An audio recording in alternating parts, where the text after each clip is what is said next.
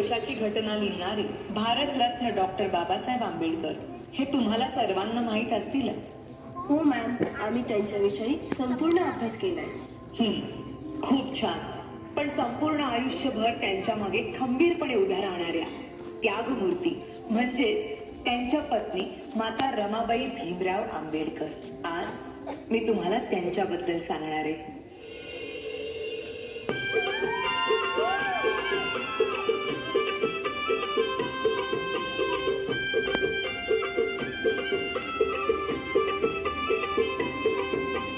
वयाच्या 7व्याच वर्षी त्यांच्या आई वडिलांचं निधन झालं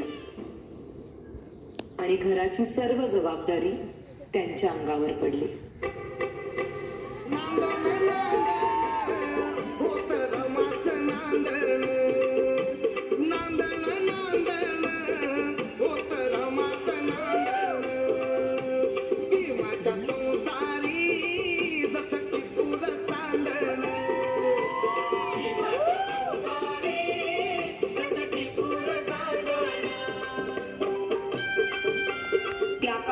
बालविवाह ही प्रथा प्रचलित असल्यामुळे वयाच्या 9व्याच वर्षी त्यांचा विवाह भीमराव आंबेडकर यांच्या बरोबर झाला.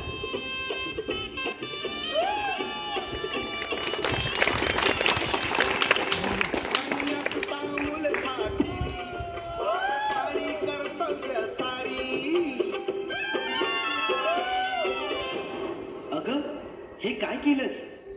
एखाद्या वेळेस तू माझी काळजी घेतली नाहीस तरी चालेल, पण या पुस्तकांची काळजी तुला घेतलीच पाहिजे.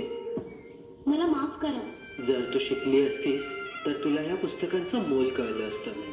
आणि त्यानंतर बाबासाहेब आंबेडकरांच्या सांगण्यावरून रमाबाईंनी शिक्षण घेण्यास सुरुवात केली.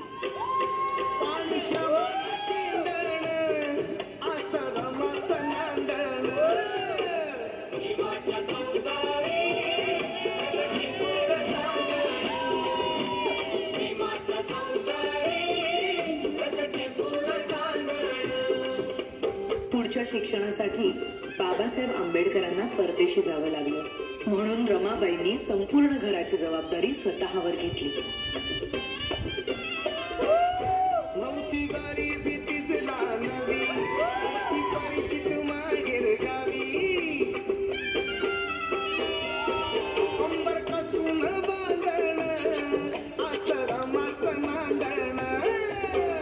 बॅरिस्टरची बायको शेण गोळा करते म्हणून लोक नावं ठेवतील या भीतीने रमाबाई रात्रीच्या काळोखात गौऱ्या थापायच्या आणि पहाट व्हायच्या आधी घरी निघून जायच्या.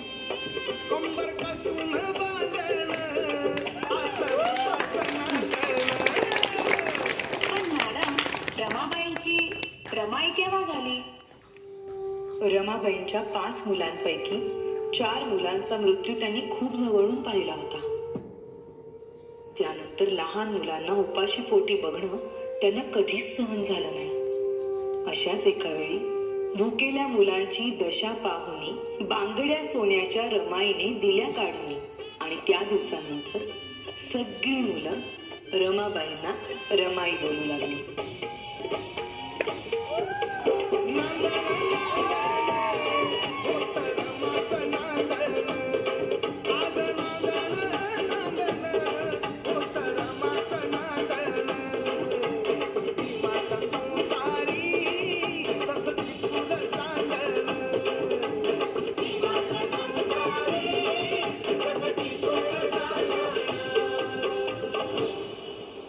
प्रेम, माया, त्याग अशा अनेक गुणांचा संगम म्हणजेच माता रमाबाई भीमराव आंबेडकर.